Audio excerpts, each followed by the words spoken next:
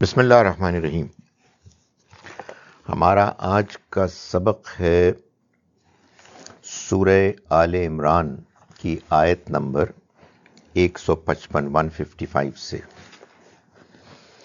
اعوذ باللہ من الشیطان الرجیم، بسم اللہ الرحمن الرحیم۔ ان الذین تولوا منکم یوم التقى الجمعان، وہ لوگ کہ جو تم میں سے پیٹ پھیر گئے، تولوا منکم یوم التقى الجمعان، اس روز جس روز کے دو گروہوں نے آپس میں لڑائی کی، دونوں گروہوں کی مٹ بھیڑ ہوئی۔ یہ ظاہر ہے کہ احد کا واقعہ ہے، اور میں یہ آپ کو پہلے بتا چکا ہوں کہ سورہ آل عمران کا جو دوسرا حصہ ہے اس میں اللہ تعالیٰ نے مسلمانوں سے خطاب کیا ہے، اور مسلمانوں سے خطاب میں غزوہ احد ہے جو بیک گراؤنڈ میں ہے، اور اس کو بیک گراؤنڈ میں رکھ کے اللہ تعالیٰ نے تبصرہ کیا ہے کہ تم نے اگر یہ کیا تو ایسا کیوں کیا، اور تمہاری کیا غلطی تھی اور تمہیں اس سے کیا سبق سیکھنا چاہیے، وغیرہ وغیرہ۔ چونکہ یہ ایک بڑا مفید طریقہ ہے بات کو سمجھانے کا کہ ایک واقعہ ہو گیا ہے اور آپ اس واقعے میں جو کچھ تفصیلات ہیں ان کے ذریعے سے لوگوں کو بتا رہے ہیں کہ اس سے ہم نے کیا سبق سیکھا۔ بلکہ حقیقت یہ ہے کہ سورہ آل عمران کو پڑھتے ہوئے ایسا لگتا ہے کہ بعض تبصرے تو معلوم ہوتا ہے کہ عین اس وقت ہو رہے ہیں جب جنگ برپا تھی، اور اللہ تعالیٰ کمنٹس کر رہے ہیں کہ تمہیں ایسا کرنا چاہیے، تمہیں یوں کرنا چاہیے تھا۔ یہ میں آپ کو بتا چکا ہوں کہ ہمارے دور حاضر کی تعلیم میں بزنس ایڈمنسٹریشن میں تو خاص طور پر کیس اسٹڈی میتھڈ ہوتا ہے۔ اس میں کیا ہوتا ہے کہ آپ کے سامنے ایک کمپنی کے واقعات، احوال، ڈیٹیلز بتا دی جاتی ہیں، اور پھر اس پہ کمنٹس ہوتے ہیں، آپ سجیسٹ کرتے ہیں، آپ اینالائز کرتے ہیں کہ ایسا کیوں ہوا، کیا ہونا چاہیے تھا، وغیرہ۔ یہ ایک بڑا ایفیکٹو طریقہ ہے بات کو سمجھانے کا۔ تو آپ دیکھیں اس میں آج کی جو آیت پہلی ہے اس میں ایک بڑی اہم بات بتائی گئی ہے۔ وہ یہ بتائی گئی ہے کہ ان الذین تولوا منکم یوم التقى الجمعان،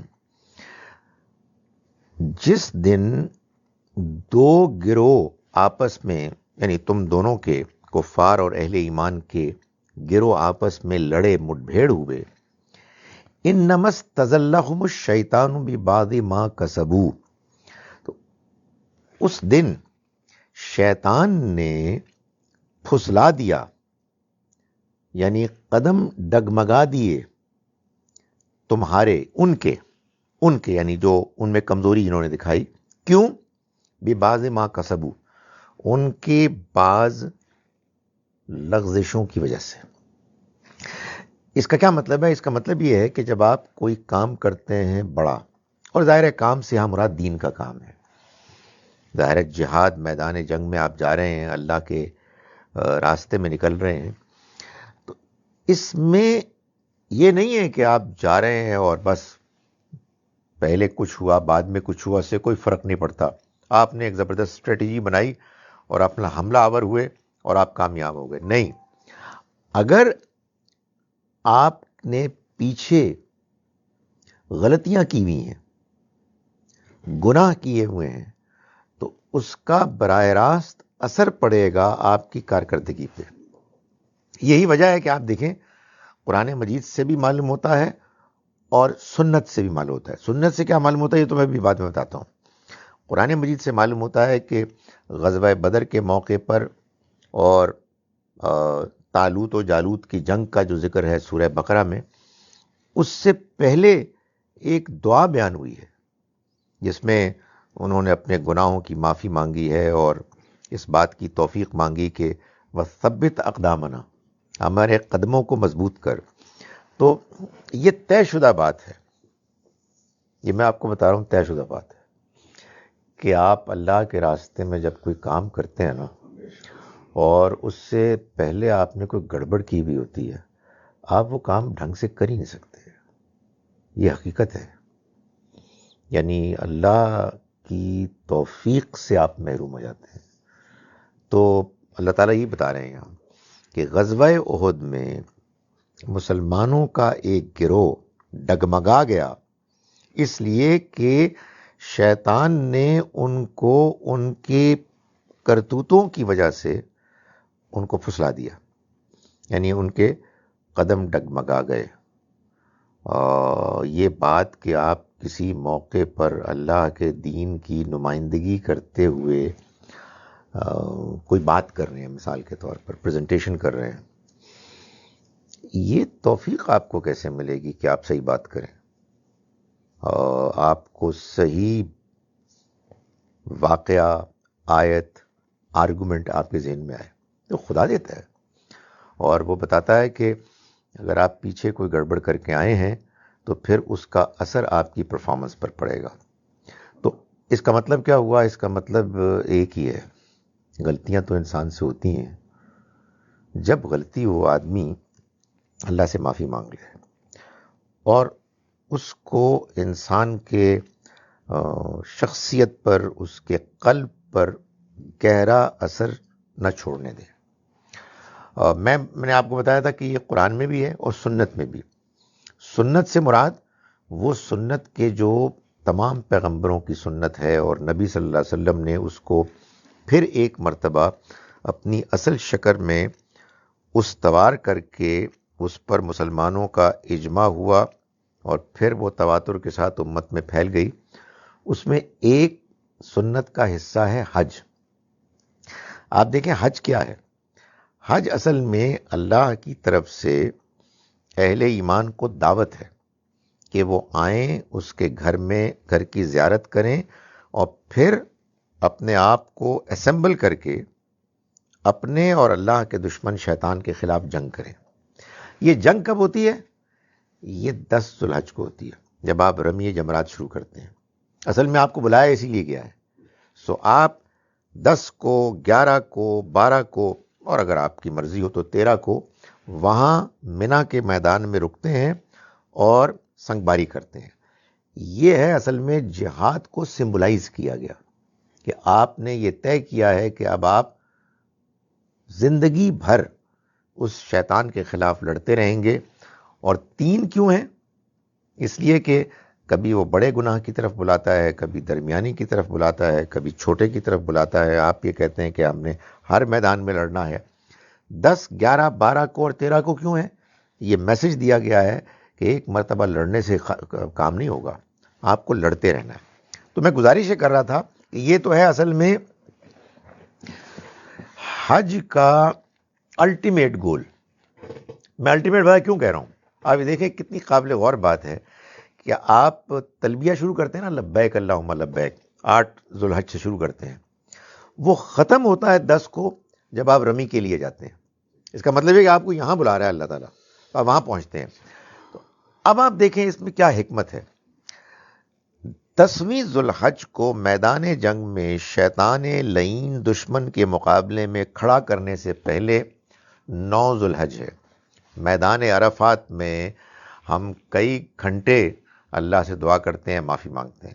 سو معلوم یہ ہوا وہی بات جو یہاں کی جا رہی ہے کہ اگر دل میں جھوٹ، دھوکہ، زیادتی، رشوت، بے حیائی، یہ جگہ وہ پکڑ چکی ہے اپنی جڑ، تو پھر میدان جنگ میں کچھ نہیں ہوگا. دین کی خدمت نہیں ہو سکے گی اور بندہ بے بس ہو جائے گا. تو یہ بہت بڑا سبق ہے. اب دیکھیں کیسے سبق سکھایا گیا کہ تم نے غزوہ احد میں تم سے گڑبڑ ہوئی ہے نا، یہ ایک بڑا پرابلم ہے. یہ کیسے ہو گئی گڑبڑ؟ اللہ کے رسول صلی اللہ علیہ وسلم تمہارے درمیان موجود ہیں اور دشمن نے آ کے کھلبلی مچا دی. ہاؤ؟ معلوم یہ ہوا کہ بعض لوگوں سے پیچھے گڑبڑ ہوئی تھی. تو اللہ تعالیٰ نے فرمایا کہ ان الذین تولوا منکم یوم التقى الجمعان، وہ لوگ کہ جو تم میں سے جنہوں نے پیٹھ پھیر دی جس دن دو گروہ مٹ بھیڑ ہوئی ان کی. انما استزلهم الشیطان ببعض ما کسبوا، وہ تو شیطان نے ان کو ان کے کرتوتوں کی وجہ سے پھسلا دیا، کہ ان کے قدم ڈگمگا دیے۔ وَلَقَدْ عَفَا اللَّهُ عَنْهُمْ، اللہ نے ان کو معاف کیا۔ یہ اللہ کی مہربانی ہے۔ اللہ تعالیٰ انسان کو اس کی غلطیوں پر پکڑنے میں انٹرسٹڈ نہیں ہے، سوائے اس کے کہ انسان اپنی غلطی پر اصرار کرنا شروع کر دے اور پھر اس کو جسٹیفائی کرنا شروع کر دے۔ تو بات سمجھا دی، اللہ نے تم کو معاف کیا۔ ان اللہ غفور حلیم، اللہ مغفرت کرنے والا ہے اور بردبار ہے، برداشت کرنے والا ہے۔ یہ ہم انسان ہیں کہ کوئی ہمارے ساتھ چھوٹی موٹی زیادتی کرے تو ہم بفر جاتے ہیں، اللہ تعالیٰ بہت برداشت کرتا ہے، لیکن بہرحال اس کی ایک حد ہے، اس سے آگے انسان بڑھے گا تو پھر ظاہر ہے کہ انسان خود اپنے آپ کو خراب کرے گا۔ یا ایھا الذین آمنوا، ایمان والو، لا تکونوا کالذین کفروا، مت ہو جاؤ تم ان لوگوں کی طرح کہ جنہوں نے کفر کیا، وقالوا لاخوانہم، اور انہوں نے کہا اپنے بھائیوں سے، اذا ضربوا فی الارض، جب وہ سفر کو نکلتے ہیں، او کانوا غزن، یا کسی جنگ کے لیے نکلتے ہیں، لو کانوا عندنا، تو کہتے ہیں کہ اگر یہ ہمارے ساتھ ہوتے، ہمارے پاس ہوتے، ما ماتو و ما قتلو، نہ وہ مرتے نہ وہ قتل ہوتے۔ یعنی کچھ لوگ ایسے ہیں کہ جو اگر کوئی سفر پہ نکلے یا جنگ پہ جائے تو ان کو کہتے ہیں کہ دیکھو تم ہمارے ساتھ رہو، اور اگر وہ ان کو اس میں موت آ جائے تو کہتے ہیں یہ ہمارے مشورے پہ عمل کرتے تو ایسا نہ ہوتا۔ لیجعل اللہ ذالک حسرۃ فی قلوبہم، یہ اس لیے کہ اللہ اس چیز کو ان کے دلوں کی حسرت بنا دے۔ یعنی یہ واقعات ہوتے ہیں جس میں ان کی اسٹریٹجی کے باوجود وہ ہو جاتا ہے کہ جس کی ان کو توقع نہیں ہوتی، تو اللہ تعالیٰ یہ اس لیے کرتا ہے تاکہ لوگوں کو یہ معلوم ہو جائے کہ ان کی پلاننگ سے کچھ نہیں ہوتا، بلکہ اللہ کا فیصلہ ہے کہ جو ہر حال میں امپلیمنٹ اور نافذ ہوتا ہے۔ واللہ یحیی و یمیت، اللہ ہے کہ جو زندگی دینے والا ہے اور وہی موت دینے والا ہے۔ واللہ بما تعملون بصیر، اور جو کچھ تم عمل کرتے ہو اللہ تم کو دیکھتا ہے۔ وَلَئِن قُتِلْتُمْ فِي سَبِيلِ اللَّهِ، اور اگر تم مارے جاؤ اللہ کے راستے میں، او متم، یا تمہیں موت آ جائے یعنی طبعی موت آ جائے، لَمَغْفِرَةٌ مِّنَ اللَّهِ، تو اللہ کی طرف سے مغفرت، ورحمت، اور رحمت، خیر مما یجمعون، کہیں بہتر ہے اس مال سے کہ جو تم جمع کرتے ہو اور جس کے جمع کرنے کے نتیجے میں تم پھر اللہ کی طرف سے آئی ہوئی ذمہ داریوں کو نظر انداز کرتے ہو۔ وَلَئِن مُتُّمْ، اور اگر تمہیں موت آ جائے، او قتلتم، یا تم قتل کر دیے جاؤ، لَإِلَى اللَّهِ تُحْشَرُونَ، تو اللہ ہی کی طرف تم اکٹھے کیے جاؤ گے، اسی کے پاس تم سب کو سمٹ کر جانا ہے۔ اس میں کیا تعلیم دی جا رہی ہے کہ آدمی کو موت کی پرواہ نہیں کرنی چاہیے، اور کوئی بھی صورت حال ہو بندہ کہے کہ مارنا ہے مجھے مار لو، نہیں، یہ تعلیم نہیں دی جا رہی ہے۔ جس کو کہتے ہیں نا تحور، یعنی بندہ بالکل ہی کیئر فری کیجول ہو جائے، ڈیئر ڈیول، مجھے کوئی پرواہ نہیں، ہمیں اپنی جان کی حفاظت کرنی ہے۔ لیٹس فیس اٹ، نبی صلی اللہ علیہ وسلم ہجرت کر کے مدینہ گئے، جب حالات بہت زیادہ خراب ہوئے تو آپ نے بہت سے لوگوں کو اس سے پہلے حبشے کی طرف ہجرت کرنے کے لیے تلقین کی۔ یہاں جو بات بیان کی جا رہی ہے وہ یہ ہے کہ آپ اپنی ذمہ داریاں پوری کریں۔ ذمہ داری اگر آپ کو سمجھ میں آ گئی ہے تو آپ نے اس کو نبھانا ہے۔ ذمہ داری کے نبھانے میں خطرات ہوتے ہیں، ہمیشہ ہوتے ہیں، آپ نے احتیاطی تدابیر اختیار کرنی ہے۔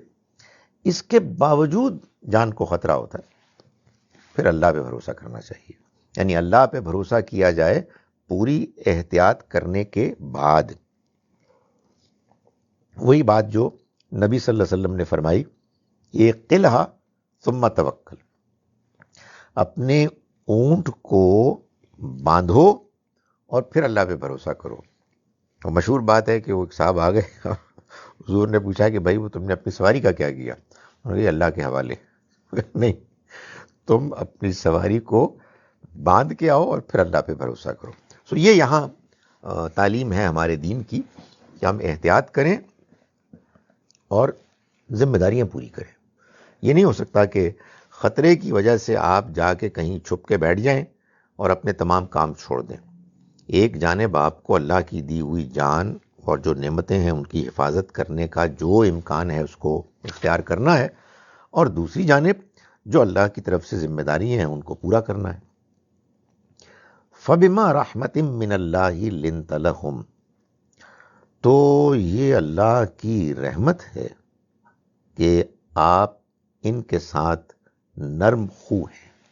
یعنی نبی صلی اللہ علیہ وسلم کو جو اللہ نے اہل ایمان مسلمانوں کے لیے مبعوث فرمایا اور آپ کو ذمہ داری دی، تو آپ کا مزاج نہایت نرم تھا۔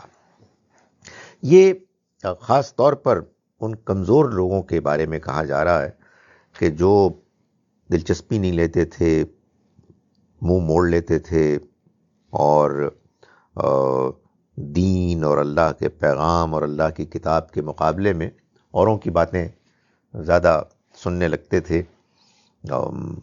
یہ بھی ہو سکتا تھا کہ ان کو بہت ڈانٹ ڈپٹ پڑتی، لیکن اللہ تعالیٰ نے نبی صلی اللہ علیہ وسلم کے اس نرم رویے کو پوائنٹ آؤٹ کیا، اور پوائنٹ آؤٹ اس لیے کیا کہ یہ کہا جا رہا ہے کہ اس کو جاری رکھیں۔ ابھی وہ سٹیج نہیں آئی ہے کہ جس میں ان کے ساتھ سختی کی جائے گی۔ آپ دیکھیں جب آپ قرآن پڑھتے ہیں نا تو یہ بڑا ضروری ہے کہ یہ طے کیا جائے کہ کوئی بات کس سٹیج کی ہے۔ یعنی یہ بالکل واضح ہونا چاہیے کہ نبی صلی اللہ علیہ وسلم تشریف لائے تھے اور آپ کے ذریعے سے انذار ہوا، اور پھر اتمام حجت ہوئی، اور پھر اس کے بعد اللہ کا عذاب آیا، لیکن یہ مختلف فیزز میں ہوا۔ ظاہر ہے کہ جب عذاب کا موقع آ گیا تو پھر وہ آیات بھی آئیں کہ یا ایھا النبی جاہد الکفار والمنافقین واغلظ علیہم، اے نبی آپ ان منافقین اور کفار کے ساتھ جہاد کیجیے اور سختی کیجیے۔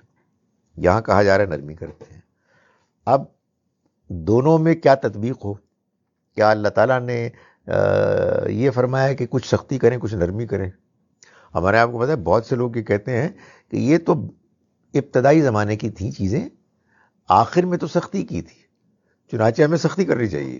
وہ جو ہے سخت قسم کے لوگ جن کی چہرے پہ معلوم ہوتا ہے کبھی مسکراہٹ آئی نہیں ہے، وہ یہ کہتے ہیں۔ تو اب کیا کیا جائے؟ بھائی یہ کیا جائے کہ یہ دیکھا جائے کہ قرآن مجید نے کون سی بات کب کی ہے۔ سچی بات ہے کہ میرے آپ کے زمانے میں تو اتمام حجت کے بعد اللہ کے عذاب کے آنے کا کوئی سوال ہی پیدا نہیں ہوتا۔ یہ تو اللہ کے رسول کے ساتھ خاص ہے۔ اس لیے ہمارے لیے اور تمام مسلمانوں کے لیے for all times to come اصولی یہ چیز ہے، یہی ہے اصل پالیسی جو نبی صلی اللہ علیہ وسلم کا اسوہ حسنہ تھا، کہ اللہ کی رحمت ہے یہ اے پیغمبر کہ آپ ان کے ساتھ نرم خو ہیں۔ ولو کنت فظا، اور اگر آپ ہوتے سخت درست خو اور غلیظ القلب اور سخت دل، لانفضوا من حولک، تو یہ سب آپ سے منتشر ہو جاتے، بھاگ جاتے۔ فاعف عنہ، تو آپ ان کو درگزر کریں، واستغفر لہم، اور ان کے لیے معافی مانگیں، وشاورہم فی الامر، اور ان سے معاملات کے بارے میں مشورہ کرتے رہیں، یعنی تاکہ ان کو یہ احساس ہو کہ یہ بھی اس کمیونٹی کا حصہ ہیں۔ آپ جب مشورہ کرتے ہیں تو دوسرے انسان کو اپنی اہمیت کا احساس ہوتا ہے۔ سو معلوم یہ ہوا کہ جس زمانے میں یہ آیات نازل ہو رہی تھیں، اگرچہ کہ بعض مسلمانوں نے کمزوریاں دکھائیں اور ان کے اندر کمزوریوں کے آثار نظر آ رہے تھے، لیکن اس کے باوجود اللہ تعالیٰ نے یہ فرمایا کہ ان کے ساتھ نرمی کرو، ان کو مشورے میں شامل کرو اور ان کو اپنے قریب لاؤ۔ یہ جو ہم پڑھتے ہیں نا کہ اللہ کا عذاب آ گیا اور اللہ تعالیٰ نے اپنے پیغمبر کو فرمایا کہ آپ سختی کیجئے، یہ اتنی آسانی سے 2 دن کے بعد نہیں ہوتا۔ ایک طویل عرصہ گزرا جبکہ نبی صلی اللہ علیہ وسلم نے اپنی مہربانیوں، اپنی شفقتوں، اپنی دعاؤں سے لوگوں کے دل جیتے، اور بس وہ لوگ رہ گئے کہ جو اپنی بدنصیبی کی وجہ سے اس اللہ کی رحمت سے محروم ہونے والے تھے۔ تو پھر آخر میں جا کے وہ موقع آیا، جو میں نے گزارش کی کہ وہ موقع بس رسولوں ہی کی زندگی میں آتا ہے، ہمارے آپ کے زمانے میں نہیں آ سکتا۔ تو یہ جو ہمارے یہاں بعض مذہبی لیڈر ہوتے ہیں جو بڑے سخت ہوتے ہیں، اللہ تعالیٰ ان پر رحم کرے اور ان کو نرم بنائے، یعنی یہ بالکل درست نہیں ہے۔ اس میں 2 باتیں اور ہیں۔ ایک بات تو یہ ہے کہ دین میں مشورہ یہ ضروری ہے،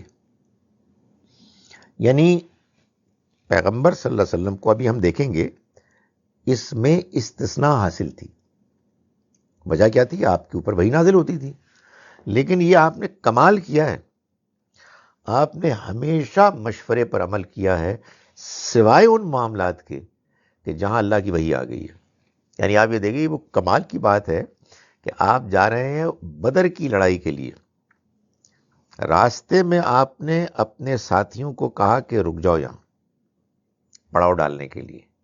ایک انصاری صحابی نے کہا کہ یہ اللہ کی وحی آئی ہے کہ آپ ادھر اتریں، تو آپ نے فرمایا یہ میری خیال میں بڑی اچھی جگہ ہے۔ تو انہوں نے کہا جی کہ میں اس علاقے کو بہتر جانتا ہوں، آگے اس سے زیادہ بہتر ہے۔ آپ نے توقف نہیں کیا اور فرمایا چلو، اور چل پڑے۔ تو یہ کمال تھا آپ کا۔ لیکن ظاہر ہے جہاں اللہ کا فیصلہ آ جائے تو اس کے بعد اللہ کا فیصلہ تو آخری بات ہے۔ تو عام کیا حکم ہے؟ عام حکم وہی ہے جو سورہ شورا میں ہے، امرہم شورا بینہم۔ آپ نے مشورہ کیا ہے، سب کو موقع ملنا چاہیے بات کرنے کا۔ یہ بھی ایک بڑی پرابلم ہے، مشورہ بھی ہمارے ہاں عام طور پر نہایت ہی بودا مشورہ ہوتا ہے۔ ایک بندے کا پریشر ہوتا ہے، اس کا روب ہوتا ہے، اور کوئی آدمی ان کے خلاف باتیں نہیں کر سکتا۔ نہیں، مشورے کا یہ لازمی حصہ ہے کہ ہر ایک کو ایکول اپرچونٹی ملے، اور کوئی زیادہ ایئر ٹائم نہ لے۔ وہ 1 گھنٹہ ہے مشورے کے لیے، ایک ساتھ میں اتنی تقریر لمبی کی کہ دوسرے لوگ دیکھتے رہ گئے۔ یہ میں گزارش کر رہا ہوں، لازمی ہے۔ 12 لوگ موجود ہیں، گھنٹے میں مشورہ ہونا ہے، ہر ایک کو لازماً 5 منٹ ملیں گے بس، الا یہ کہ وہ خود گیو اپ کر دیں اور پھر اس کے بعد فیصلہ کریں۔ سب نے مان لیا، فیصلہ ہو گیا، اختلاف ہو گیا، میجورٹی کا فیصلہ، بس ختم بات۔ تو ایک بات تو یہ۔ دوسری بات یہ ہے کہ سوائے اس کے کہ کوئی ایکسٹراڈنری صورتحال ہو، کوئی ایکسیپشن ہو، نرمی یہ ایک اصولی جنرل پالیسی ہونی چاہیے۔ سختی تو ایک ایکسیپشن ہے، کوئی بہت ہی کوئی گھٹیا بات کر رہا ہے، اچانک کوئی بہت ایسی چیز ہو گئی کہ جس سے لوگوں کو نقصان ہو سکتا ہے۔ ورنہ مسلمان، خاص طور پر وہ مسلمان جو کسی حیثیت میں ہے، اس کو کسی موقع پر لیڈر بنایا گیا ہے، باس بنایا گیا ہے، تو اسے نرمی کرنی، نرمی سے پیش آنا ہے، سختی نہیں کرنی۔ اور عام آدمی کو تو کوئی سوال ہی پیدا نہیں ہوتا۔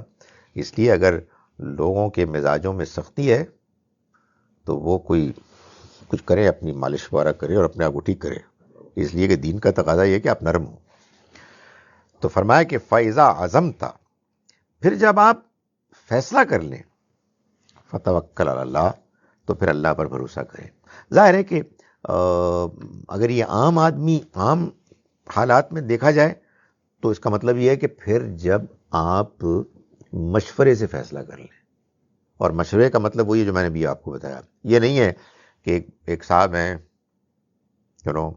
کوئی لیڈر ہیں, کوئی پیر صاحب ہیں, اور یہ تم بتاؤ, میں تمہاری سب کی بات کا انکار کر کے یہ میں فیصلہ کروں. نہیں, آپ نہیں کر سکتے سر. یہ صرف پیغمبر کی حیثیت ہے. وہ اگر عزم کرتے ہیں اور اللہ کی طرف سے ان کو اشارہ ہوتا ہے تو پھر اللہ پہ بھروسہ کرو. ان اللہ یحب المتوکلین, اللہ پسند کرتا ہے ان کو کہ جو اس پر بھروسہ کرنے والے ہیں. ان ینصرکم اللہ فلا غالب لکم, اے مسلمانوں اگر اللہ تمہاری مدد کرے گا تو کوئی تم پر غالب نہیں آ سکتا. وَإِن يَخْذُلْكُمْ, اور اگر وہ تمہیں چھوڑ دے, فَمَنْ ذَا الَّذِي يَنْصُرُكُمْ مِنْ بَعْدِهِ, کون ہے کہ پھر جو اس کے بعد اس کے علاوہ تمہاری مدد کرے گا. یعنی یہ جان لینا چاہیے اہل ایمان کو کہ ان کو اگر کبھی فتح کامیابی نصیب ہوگی تو وہ اللہ کی مدد سے ہوگی. اس کا یہ مطلب نہیں ہے کہ اسٹریٹجی نہیں ہونی چاہیے, اس کا یہ مطلب نہیں ہے کہ تیاری نہیں ہونی چاہیے, لیکن اس کا یہ لازماً مطلب ہے کہ نہ اسٹریٹجی پر نہ اپنی تیاری پر بھروسہ ہو, اللہ کی مہربانی پر بھروسہ ہو. اور ہم نے دیکھ لیا ابھی شروع میں کہ اس کا ایک پہلو یہ ہے کہ ہم اپنے آپ کو گناہوں سے بچائیں, اللہ کی نافرمانی سے بچائیں, تاکہ اللہ کی مہربانی ہمارے ساتھ ہو. اور یہی اطمینان اعتماد ہو کہ اس دنیا کو وہ چلا رہا ہے, اس کے قبضہ قدرت میں ہر چیز ہے, اس کے فیصلے کے مقابلے میں کسی کے فیصلے کی کوئی حیثیت نہیں ہے. اس کا یہ حکم ہے کہ ہم تیاری بھی کریں, ہم سوچ سمجھ کے کام کریں, لیکن بالآخر اصل میں ہوگا وہی کہ جو اس کا فیصلہ ہوگا. تو اگر اللہ تمہاری مدد کرے گا تو کوئی تم پر غالب نہیں آ سکتا, اور اگر وہ تمہیں چھوڑ دے تو پھر کون ہے کہ جو تمہاری مدد کر سکتا ہے اس کے بعد. وَعَلَى اللَّهِ فَلْيَتَوَكَّلِ الْمُؤْمِنُونَ, اور اللہ ہی پر چنانچہ اہل ایمان کو بھروسہ کرنا چاہیے. یعنی اس پر اعتماد ہو کہ وہ آپ کو کامیاب کرے گا. کوئی کہہ سکتا ہے کہ یار یہ کچھ کوئی مولویانہ باتیں نہیں ہوگی. نہیں, حقیقت یہ ہے کہ یہی اصل ایمان والی زندگی ہے. ایمان ایک تو وہ ہے نا جو ہم بولتے ہیں کہ اللہ پر ایمان, آخرت پر ایمان, رسالت پر ایمان. اچھی بات ہے, ابتدا تو وہیں سے ہوتی ہے, لیکن آپ نے کبھی غور کیا کہ اللہ تعالیٰ نے آخرت کی کامیابی کے لیے 2 ہی شرائط بیان کی, وہ جو ایمان لے اور نیک اعمال کیے جنہوں نے. تو بعض مسلمانوں کا خیال یہ ہے کہ ایمان لائے تو ہم نے وہیں سے کامیاب ہو گئے کہ جب ہم ایک مسلمان ماں کے پیٹ سے پیدا ہو کے دنیا میں آئے. خدا کے واسطے یار, یہ کوئی ایمان نہیں ہے. یہ تو ایک پیدائشی حادثہ ہے, ایک آپ کو چانس مل گیا, کوئی کرسچن پیدا ہوا, کوئی ہندو پیدا ہوا, یہ کوئی ایمان ہے؟ ایمان جناب والا روزانہ قدم قدم پر آپ کا ایمان کا امتحان ہوتا ہے. یا آپ اللہ کو مانتے ہیں یا آپ نہیں مانتے, یہ آپ اپنی گفتگو سے, آپ اپنے رویے سے, اپنے طرز عمل سے ثابت کرتے ہیں. تو یہ بات کہ اللہ پر اہل ایمان کو بھروسہ کرنا چاہیے, یہ ایک حقیقت ہے, اور یہ وہ حقیقت ہے کہ جس کا تعلق انسان کے دل کی کیفیت سے, اس کی سوچ سے, اس کی موٹیویشن سے, اس کے اندر جو ایک انسپریشن ہوتی آتی ہے, وہ اسی چیز کی آتی ہے, میرا رب میری مدد کرے گا. اور ایمان میں اضافہ کیسے ہوتا ہے؟ آدمی دیکھتا ہے یہی کمال ہو گیا, یہ تو میرے رب کا فیصلہ ہے. جو اللہ کو نہیں مانتے صحیح طریقے سے, وہ کہتے یار یہ ٹھیک ہو گیا اتفاقی حادثہ, نہیں یہ اتفاق نہیں ہو سکتا, یہ ایسے ہو نہیں سکتا تھا یار, یہ میرے رب کا فیصلہ ہے, کوئی اور طریقہ نہیں تھا. وما کان لنبی ان یغل, اور کسی پیغمبر کی شایان شان نہیں کہ وہ بدخواہی کرے.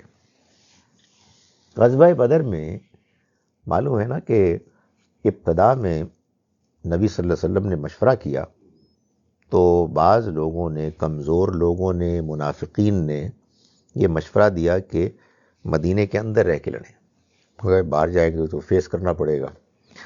تو آپ نے سب کی بات سنی، لیکن پھر بالآخر آپ نے یہی فیصلہ فرمایا کہ باہر چل کے میدان جنگ میں ان سے لڑائی ہوگی.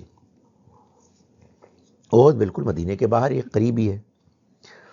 تو منافقین نے پھر یہ باتیں بنانی شروع کر دی کہ دیکھو ہم نے تو ان کے لیے یہ سب کچھ کیا، ان پر ایمان لائے، ان کی مدد کی، مہاجرین کو ہم نے اپنے ساتھ بسایا، اخوت مواخات کا ایک سلسلہ ہوا، اور اب یہ ہے کہ ہم کو اور ہمارے اپنے ساتھیوں کو انہوں نے رسک میں ڈال کے میدان میں لے گئے، تو یہ ہمارے خیر خواہ ہیں ہی نہیں.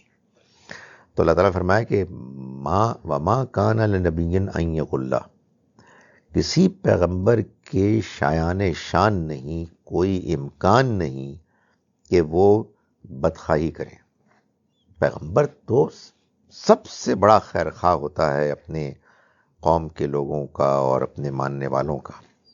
ومن یغلل، اور جو بدخواہی کرے گا، یأتی بما غل یوم القیامہ، تو وہ جو اس نے بدخواہی کی ہے اس کے ساتھ قیامت کے روز آئے گا.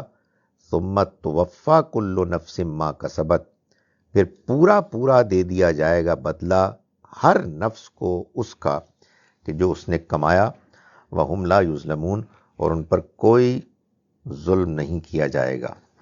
یعنی مطلب یہ ہے کہ اس کا سرے سے کوئی امکان نہیں کہ ہمارے پیغمبر اپنے ہی ساتھیوں کے ساتھ، اپنی قوم، اپنے ایمان لانے والوں کے ساتھ بدخواہی کریں. یہ جو بات کر رہے ہیں انہیں سوچنا چاہیے کہ کس قسم کی بات کر رہے ہیں.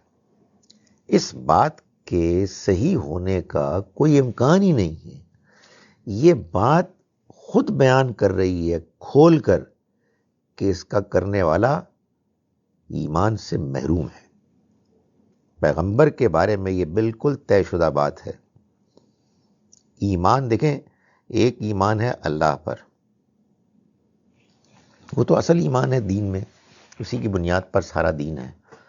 اور ایک آخرت پر ایمان ہے، اور وہ ظاہر ہے کہ اس دنیا کی اصل حقیقت، اس کا اصل پرپس بیان کرتی ہے. مگر یہ دونوں باتیں تو فلسفے کی سطح پر بھی مانی جا سکتی ہیں. بڑے فلسفی مانتے ہیں اس کو، اچھے لوگ مانتے ہیں. یہ جو میں اور آپ مسلمان ہیں، اس میں اصل چیز کیا ہے؟ یہ حقیقت ہے، میں آپ کو بتا رہا ہوں. اصل چیز یہ ہے کہ میرا پیغمبر سچا تھا، وہ صاحب کردار تھے. ان کے ہاں ذرہ برابر بھی کسی قسم کی نہ امانت میں خیانت کا کوئی امکان تھا، اور نہ کسی کے بارے میں کوئی بدخواہی کا امکان تھا. جس دن آدمی کا دل اس پر مطمئن ہوگا وہ ایمان لے آئے گا.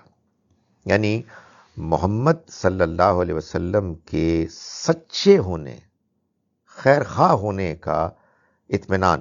اور اس میں بندہ بے شک ٹائم لے، سوچے، قرآن پڑھے، لیکن یہ اصل ایمان ہے. اس کے بغیر مطلب آدمی کا ایمان کیسے ہو سکتا ہے؟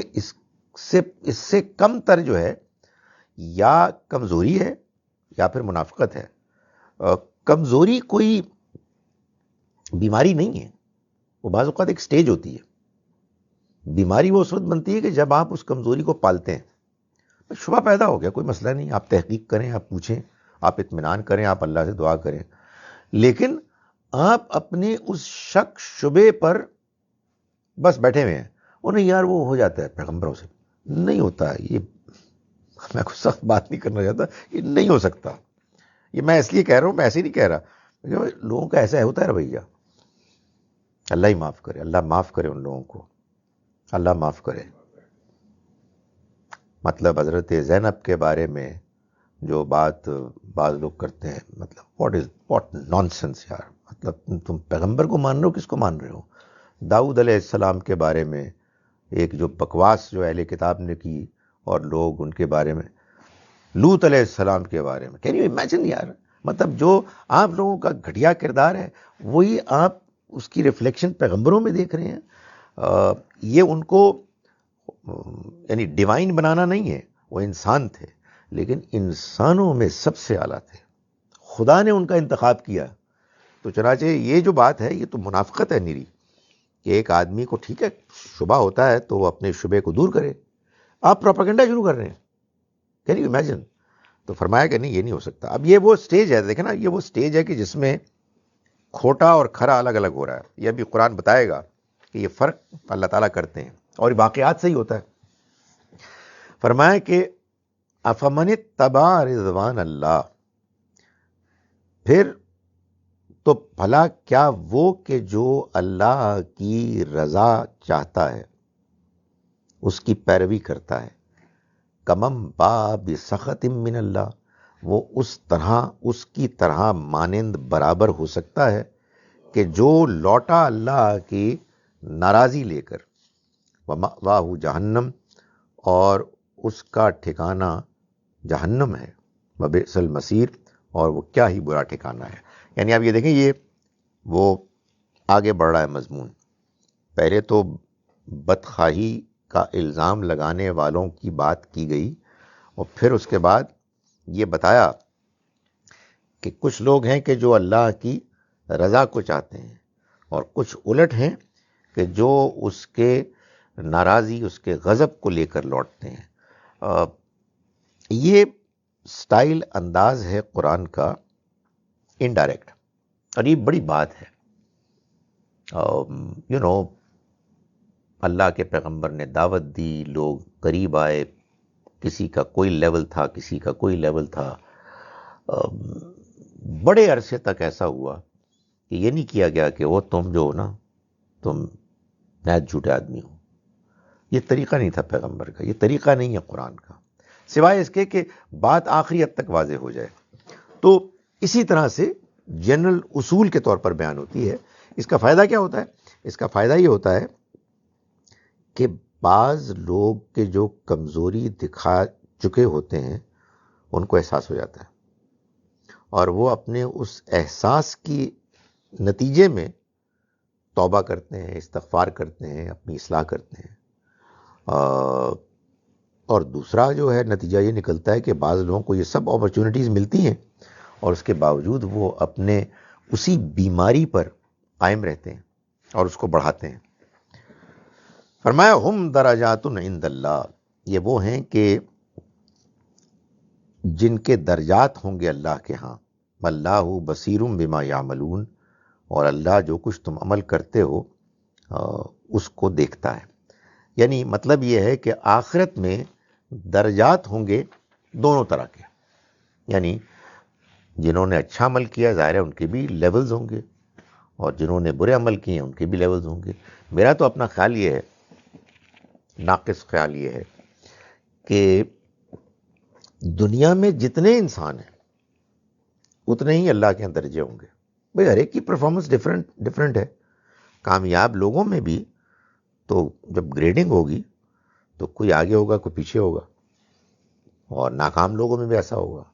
تو اللہ کے ہاں تو آخری حد تک انصاف ہوگا، آخری حد تک میرٹ کی بنیاد پر ہوا ہے۔ ڈر لگتا ہے کہتے ہیں آنیسٹلی، مگر یہ حقیقت ہے۔ تو اس کے نتیجے میں یہ ہوگا نا کہ ہر ایک کے درجات ہوں گے الگ الگ، کسی کا کوئی درجہ ہوگا کامیاب لوگوں میں بھی، اور کسی کا کوئی درجہ ہوگا ناکام لوگوں میں بھی۔ فرمایا کہ لقد من اللہ علی المومنین، اللہ نے احسان کیا ان اہل ایمان پر، اذ بعث فیہم رسولا من انفسہم، جب اس نے بھیجا ان میں ایک رسول خود انہی میں سے۔ یہ واقعی بہت بڑا احسان تھا جن لوگوں پر بھی ہوا کہ پیغمبر صلی اللہ علیہ وسلم انہی کی قوم میں سے تھے، انہی کی زبان بولتے تھے، انہی کے زمانے میں اپنا اعلیٰ ترین کردار انہوں نے پیش کیا، اور اللہ نے ان کو یہ موقع فراہم کیا لوگوں کو کہ وہ آپ کو دیکھ کر، آپ کو سن کر، آپ کی صحبت میں رہ کے اللہ کا قرب پائیں اور اعلیٰ درجات پائیں، تو یہ اللہ کا بڑا احسان ہے۔ فرمایا کہ یتلو علیہم آیاتہ، وہ ان کو اس کی آیات پڑھ کر سناتے ہیں۔ یعنی ہم قرآن پڑھ رہے ہیں، اس زمانے میں نبی صلی اللہ علیہ وسلم قرآن پڑھ کر سناتے تھے۔ یہ اللہ کا فرمان جاری ہو گیا، اب یہ آیات آئی ہیں، بہت بڑا احسان ہے۔ وَيُزَكِّيهِمْ، اور ان کا تزکیہ کرتے ہیں، یعنی انہیں پاک صاف کرتے ہیں۔ وَيُعَلِّمُهُمُ الْكِتَابَ وَالْحِكْمَةَ، اور ان کو کتاب اور حکمت کی تعلیم دیتے ہیں۔ وَإِنْ كَانُوا مِنْ قَبْلُ، حالانکہ اس سے پہلے وہ لفی ضلال مبین، کھلی گمراہی میں مبتلا تھے۔ یہ آیہ مبارکہ قرآن مجید میں 4 جگہوں پہ آئی ہے۔ سورہ بقرہ میں 2 جگہ پہ آئی ہے، ایک تو وہاں کہ جہاں ابراہیم اور اسماعیل علیہ السلام خانہ کعبہ کو تعمیر کرتے ہوئے دعا کر رہے ہیں اللہ سے، اور دعاؤں میں سے ایک یہ بھی دعا کی کہ وَبْعَثْ فِيهِمْ رَسُولًا مِّنْهُمْ، تو بھیج ان میں ایک رسول انہی میں سے۔ تو پھر اس کے یہ الفاظ ہیں ذرا سے فرق کے ساتھ۔ دوسرا سورہ بقرہ ہی میں آگے، جس میں اللہ تعالیٰ نے جب یہ بتایا کہ خانہ کعبہ تعمیر ہو گیا، اسماعیل علیہ السلام رہے وہاں، بنی اسرائیل نے اپنے کرتوت دکھائے، ان سے اللہ نے ذمہ داری لے لی، اور پھر مسلمان یعنی بنی اسماعیل کو یہ ذمہ داری دی، اور پھر فرمایا کہ اسی طرح سے کما ارسلنا فیکم، ہم نے تم میں ایک رسول بھیجے، وہی جو دعا کی گئی تھی۔ تیسرا یہاں ہے، چوتھا سورہ جمعہ میں۔ تو یہاں بھی ظاہر ہے اس کا ایک کانٹیکسٹ ہے کہ بات یہ ہے کہ تم میدان احد میں پیٹھ دکھا کے بھاگ رہے تھے، تم نے کمزوری دکھائی، تمہیں اندازہ نہیں اس بات کا کہ اللہ نے تم پر کیا احسان کیا، اپنا پیغمبر تم میں سے بھیجا، وہ تمہیں اس کی آیات پڑھ کر سناتے ہیں، اللہ کی آیات۔ تو اس سے کیا ہوتا ہے، اب یہ جو 4 مرتبہ یہ جو بیان ہوئی آیت کیوں ہوئی ہے، دیکھیں اس لیے ہوئی ہے کہ اس آیت میں 3 نہایت اہم سوالوں کا جواب ہے۔ دین سے متعلق جو اہم ترین سوالات ہیں نا، ان میں سے ایک سوال یہ ہے کہ دین کہاں سے ملتا ہے، نمبر 1۔ دوسرا سوال یہ کہ دین میں ہے کیا، کن چیزوں پر مشتمل ہے، اور تیسرا یہ کہ اس کا مقصد کیا ہے۔ تینوں کا جواب موجود ہے۔ پہلے کا جواب کیا ہے، اللہ کے رسول، اللہ کے رسول اللہ کا دین دنیا والوں کو بتاتے ہیں۔ کوئی اور دین اپنی طرف سے نہیں بیان کر سکتا۔ جو علماء ہیں وہ دین کے خادم ہیں، وہ اپنی طرف سے کوئی بات نہیں بتائیں گے، وہ تو لوگوں کو بتائیں گے کہ دیکھو میں تمہیں اللہ کے پیغمبر کے لائے ہوئے دین کو بتا رہا ہوں، سمجھا رہا ہوں، اس کو واضح کر رہا ہوں، اس کی حکمتیں واضح بیان کر رہا ہوں تمہارے سامنے۔ خود اپنی طرف سے کوئی بیان کرے، کسی کی مجال ہی نہیں، کسی کی حیثیت ہی نہیں۔ اس وجہ سے ایک عام آدمی کو بھی ہوشیار ہونا چاہیے کہ جناب حضرت جو بھی ہیں آپ بزرگوار، آپ کی بڑی مہربانی، آپ نے فرمایا کہ بتا کہاں سے رہے ہیں آپ، کیا سورس کیا ہے آپ کی۔ اوپر سے وہ ڈانٹتے تم کون ہوتے ہو، تو خیر ڈانٹ سن لیں، لیکن وہاں سے نکلیں آپ اور پھر کبھی واپس نہ جائیں اس شخص کے پاس کہ یار وہ دین بیان کر رہا ہے، سوال کا جواب نہیں دے رہا کہ تم کہاں سے بیان کر رہے ہو۔ بھائی ہم نے آپ کو نہیں مانا ہے، ہم نے ان کو مانا ہے، آپ کو ان کے نمائندے سمجھ کے آپ پوچھ رہے ہیں، اور آپ سے جب ہم سوال پوچھتے ہیں کہ یہ دین آپ کہاں سے بیان کر رہے ہیں، اس کی دلیل کیا ہے، آپ ڈانٹنا شروع کر دیتے ہیں۔ تو ایسے لوگوں کو کنفرنٹ نہ کریں، کھسک کے چلے گئے، ان سے کہ کوئی اور بندہ ڈھونڈتے ہیں جو کہ محمد صلی اللہ علیہ وسلم کے لائے ہوئے دین کو بیان کرے، اس لیے کہ کسی اور کی کوئی یہ حیثیت ہے ہی نہیں، وہ کیسے روب جھاڑ رہا ہے یار۔ مطلب یہ بڑی خطرناک بات ہے، بڑے سے بڑا انسان بھی گمراہ ہو سکتا ہے، یعنی عالم، کہ جب اس کے اندر یہ رعونت پیدا ہو جائے کہ جو میں بیان فرما رہا ہوں وہ دین ہے. نہیں سر، نو سوری، آپ بہت بڑے انسان ہیں، آپ کو اللہ نے بڑا علم دیا ہے، but please answer this question. یہ آپ کہاں سے کہہ رہے ہیں؟ کس آیت کا یہ مطلب ہے؟ سنت کا کون سا عمل ہے؟ حدیث میں یہ کیسے واضح ہو رہا ہے؟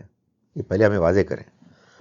تو کہنے کا مقصد یہ ہے، دین صرف اور صرف اللہ کے پیغمبر سے ملتا ہے، وہ دین کا سورس ہے. دوسری بات یہ کہ یہ دین میں ہے کیا؟ ظاہر ہے یہ جو بیان کرتے ہیں تو وہ اللہ کی آیات پیش کرتے ہیں، تو اس میں ہوتا کیا ہے؟ کیا چیزیں پائی جاتی ہیں؟ یعلمہم الکتاب والحکمہ، کتاب اور حکمت. کتاب سے یہاں مراد قانون ہے. ویسے تو کتاب بھی ہے، قرآن بھی ہے، لیکن قرآن کے مختلف بیانات سے یہ بات واضح ہوتی ہے کہ جیسے کہ لفظ کتاب کتاب کے لیے استعمال ہوتا ہے، قرآن کے لیے، تورات کے لیے، اسی طرح سے خط کے لیے بھی استعمال ہوتا ہے، ویسے ہی قانون کے لیے بھی ہوتا ہے. آ رہا ہے ابھی بابرکت مہینہ رمضان کا، اس کے لیے جو آیت ہے وہ کیا ہے؟ یا ایھا الذین آمنوا کتب علیکم الصیام. تو یہ کتبہ وہی ہے کتاب والا، یعنی کتاب کے جو حروف ہیں 3 اصل کاتبہ، اسی سے یہ مجہول فعل ہے کتبہ، لکھ دیا گیا، یعنی لازم کر دیا گیا، قانون میں، شریعت میں تمہارے اوپر فرض کر دیا گیا. تو یہ ہے قانون یعنی شریعت. اور دوسری چیز کیا ہے؟ والحکمہ، حکمت. حکمت کیا ہے؟ اخلاقیات اور ایمانیات. کیسے؟ میں نے ابھی ایک لیکچر جھاڑا ہے کہ کوئی آپ کو بتائے تو آپ کہیں جناب آپ کیسے کہہ رہے ہیں؟ تو یہ میری بھی ذمہ داری کہ میں آپ کو بتاؤں یہ حکمت وہ کدھر سے ہے. تو دیکھیں آپ، سورہ بنی اسرائیل ہے، سورہ نمبر 17، اس کی آیت نمبر 22 سے لے کے 39 تک، 22 to 39، اللہ تعالیٰ نے 10 احکام بیان کیے ہیں. وہ کہتے ہیں نا احکام عشرہ، 10 commandments آف دا قرآن. وہ ساری کی ساری باتیں وہ ہیں کہ جو بنیادی اخلاقیات ہیں، یعنی جن کو انسان پہلے سے جانتا ہے، اللہ تعالیٰ نے ریمائنڈ کرایا. اس میں سب سے پہلی چیز یہ ہے کہ وَقَضَىٰ رَبُّكَ أَلَّا تَعْبُدُوا إِلَّا إِيَّاهُ، تمہارے رب نے یہ فیصلہ کیا ہے کہ تم کسی کی عبادت نہیں کرو گے سوائے اس کے، وَبِالْوَالِدَيْنِ إِحْسَانًا، اور والدین کے ساتھ حسن سلوک کرو گے، غریب رشتہ داروں پر خرچ کرو گے، زنا کے قریب بھی نہیں آؤ گے، کسی انسان کو قتل نہیں کرو گے، ناپ تول میں کمی بیشی نہیں کرو گے، کسی کے ذاتی معاملات کی ٹو میں نہیں پڑو گے، وعدوں کو پورا کرو گے، اور تکبر نہیں کرو گے. یہ سب اخلاقیات ہیں. میں صرف سمجھانے کے لیے آپ کو کہہ رہا ہوں کہ ایک موقع پر مجھے یہ اپرچونٹی ملی کہ میں کچھ 400 ہندوؤں کے سامنے مجھے کہا گیا کہ میں ایک اخلاقیات پر لیکچر دوں. تو مجھے کیا پتہ اخلاقیات کیا ہوتی ہیں. میں نے قرآن مجید کے اسی مقام کو بغیر بتائے کہ یہ قرآن ہے میں نے بیان کر دیا. مجھے یاد ہے اچھی طرح سے کہ ان 400 ہندوؤں میں سے سب سے جو بزرگ تھے وہ کھڑے ہوئے اور انہوں نے کہا کہ آپ نے جو کچھ بیان کیا ہے ہم میں اس میں ذرہ بھی اختلاف. پہلا ٹکڑا تھا تم نہیں عبادت کرو گے کسی کی سوائے اللہ کے. میں حیران رہ گیا. میں کچھ تھوڑا سا تھا ڈرا ہوا کہ پوچھیں گے یہ کہاں سے بول رہے ہو تم، قرآن میں نے بیان نہیں کیا. سو میں یہ گزارش کر رہا ہوں یہ ہے اخلاقیات. تو میں کیوں کہہ رہا ہوں، اس کے آخر میں آیا ہے 39ویں آیت میں، ذالک مما اوحا الیک من ربک من الحکمہ. یہ وہ باتیں ہیں جو تمہارے رب نے تم پر وحی کی ہیں از قسم حکمت، حکمت کی کیٹیگری میں. سو یہ حکمت اخلاقیات ہے. تو آپ کہیں گے کہ پھر شریعت کیا ہے؟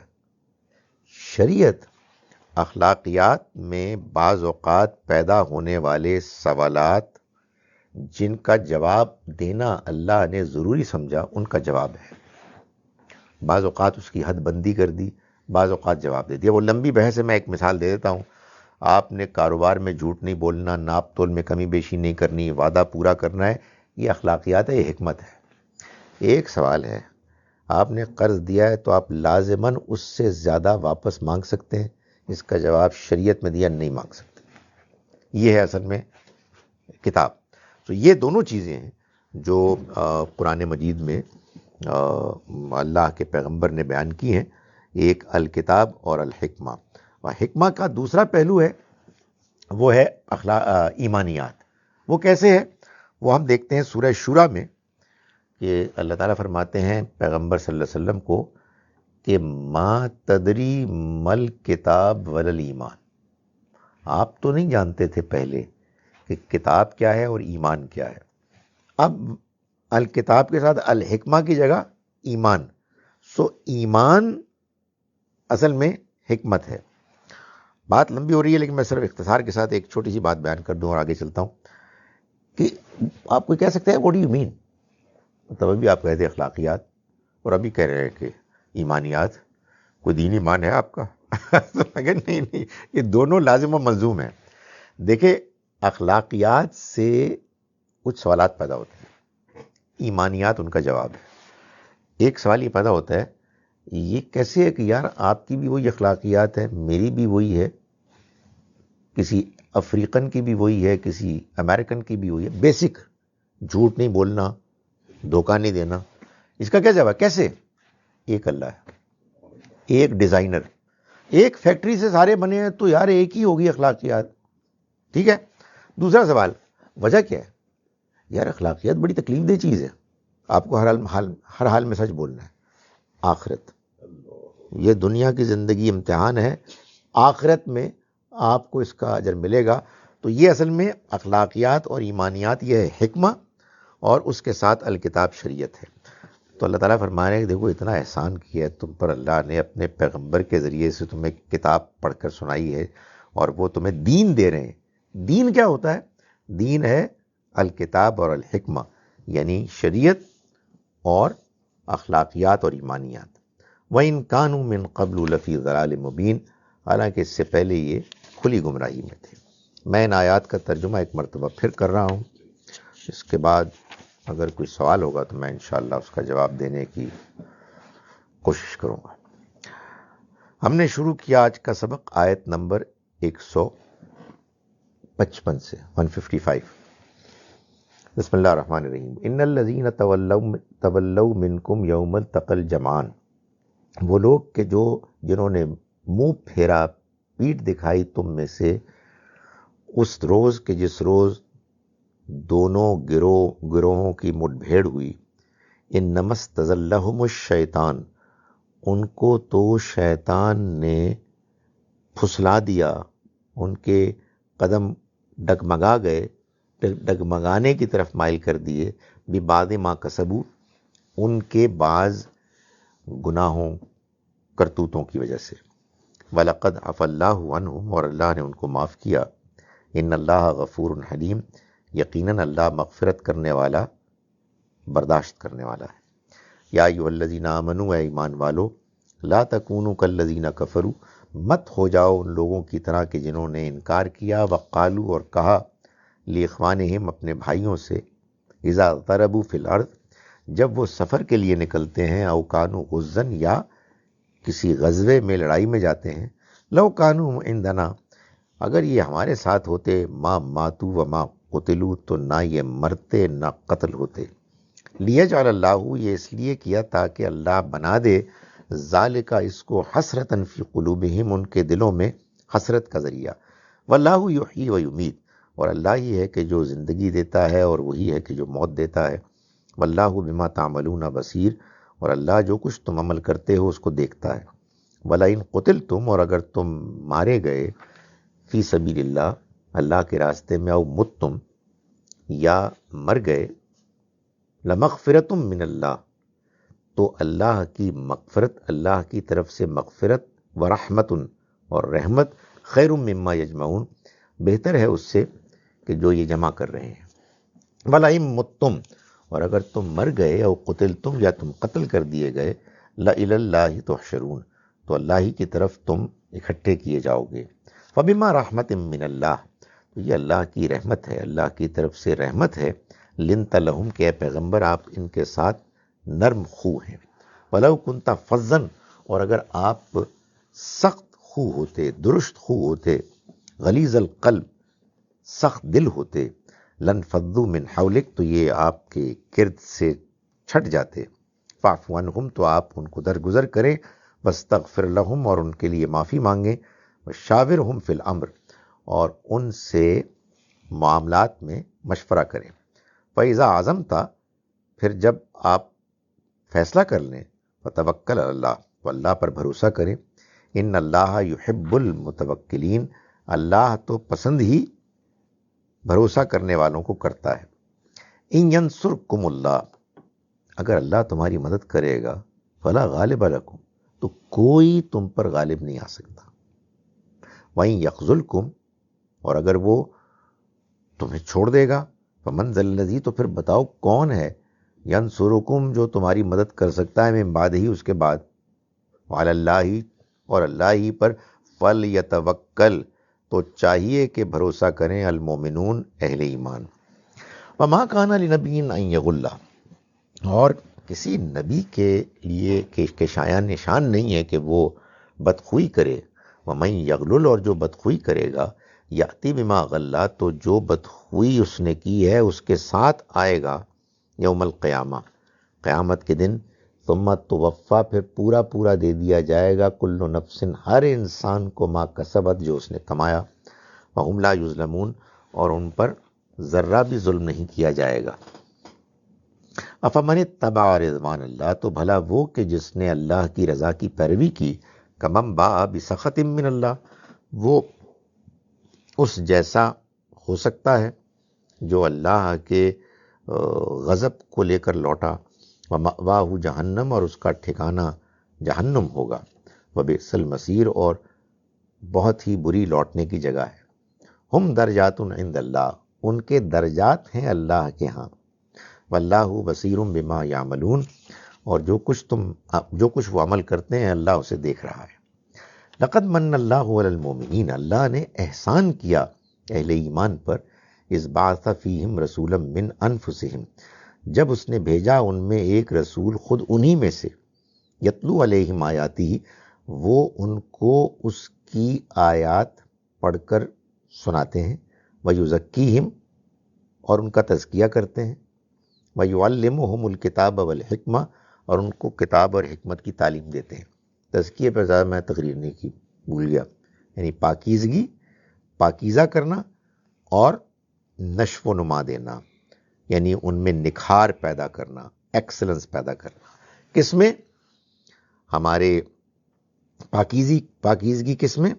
ہمارے بدن کی پاکیزگی، ہماری خوراک کی پاکیزگی، اور ہمارے اخلاق کی پاکیزگی، اخلاق کے ساتھ ساتھ خیالات کی بھی، یعنی نظریات کی بھی، تو یہ پاکیزگی کا ایک منیمم لیول ہوگا تو آپ جنت میں جائیں گے، اور یہی دین کا نصب العین ہے کہ دین لوگ معنی اختیار کریں اور پاکیزہ ہو کے وہ جنت کے مستحق بنیں،